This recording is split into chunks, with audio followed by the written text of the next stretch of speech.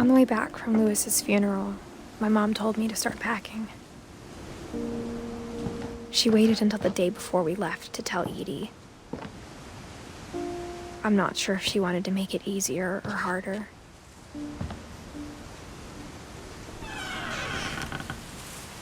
I wish we'd stayed. But I understand why we left.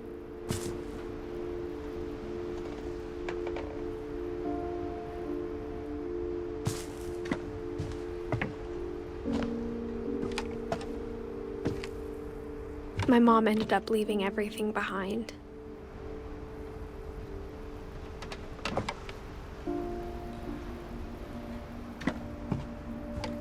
What happened that night had been coming for a long time.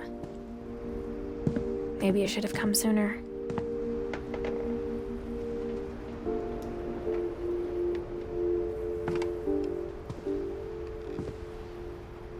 But it had to end one way or another. All that's left now is to tell you about that last night.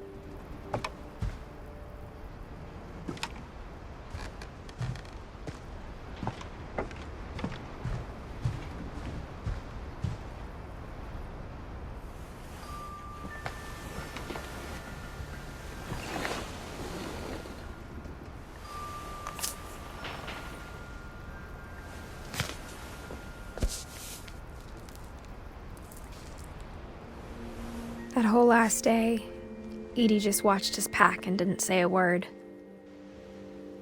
Until supper, when she raised her glass and said, "To our final night together, and all our final nights apart." Grandma, you know what I said about alcohol. Some of your medications are very Edith, specific. I left a present for you in the hallway. Why don't you go open it? The grown-ups have to argue now. I'm sorry, you're right. We're all leaving tomorrow. Let's just enjoy our last... I'm not leaving. Edith, you're excused.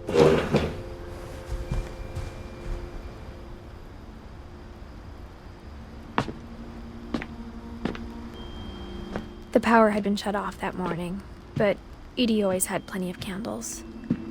When my mom sealed the library, I don't think she knew about the other entrance. Or that Edie had a key to it.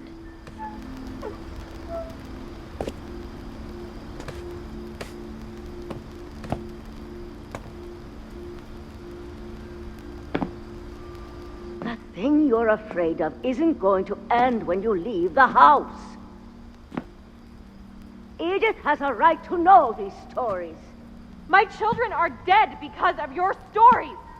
I think it's best if Edith and I leave tonight. We'll have the nursing home send a van for you in the morning, okay?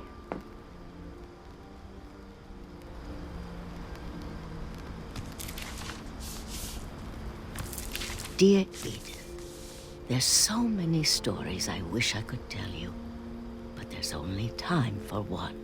This is about what happened on the night you were born. That night, the tide went way, way out. It was the first and last time I ever saw the old house aground. There'd been an earthquake out in the middle of the ocean. They called it the lowest tide in 1,000 years. God, it smelled awful. You know, I've seen that house every day of my life.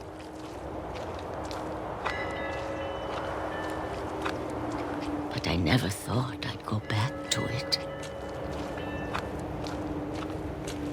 When the fog rolled in, I lost my way.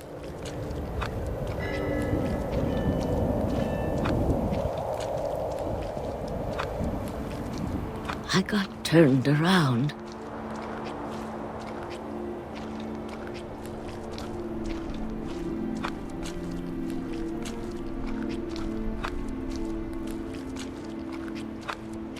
I started seeing things.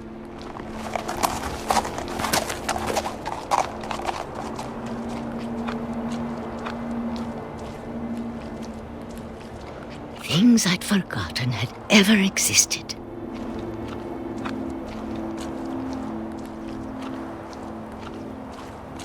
But when I saw them, they felt like old friends.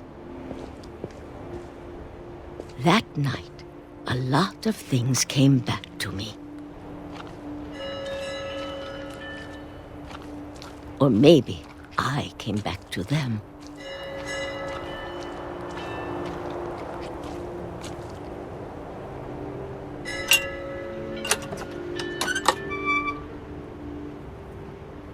Things I can't explain, but that I need you to try and...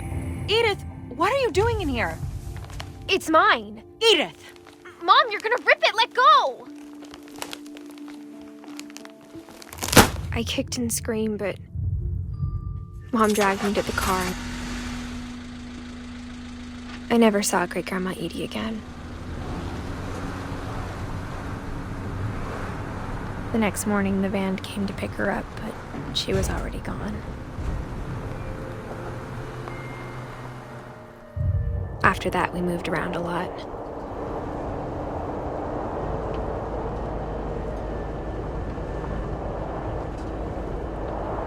We both tried to make the best of it.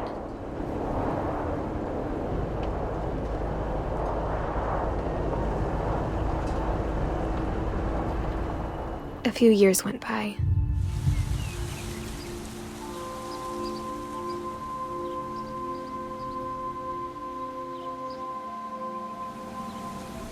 My mom didn't like to talk about it, but she started getting sick a lot.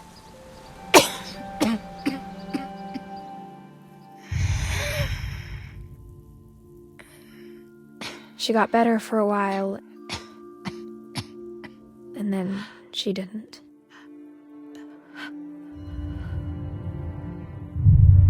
And then I was alone.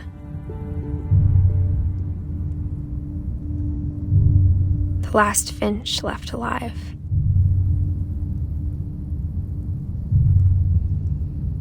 Until I found out about you. I'm still not sure what to tell you about all this. If we lived forever, maybe we'd have time to understand things. But as it is, I think the best we can do is try to open our eyes. And appreciate how strange and brief all of this is.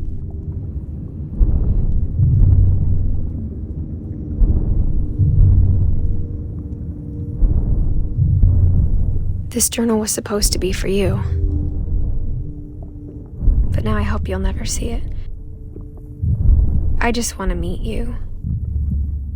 And tell you all these stories myself. But I guess if you're reading this now, things didn't work out that way.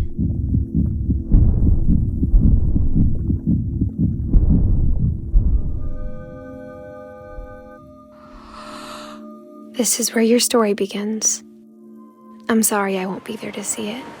It's a lot to ask, but I don't want you to be sad that I'm gone. I want you to be amazed that any of us ever had a chance to be here at all. Good luck.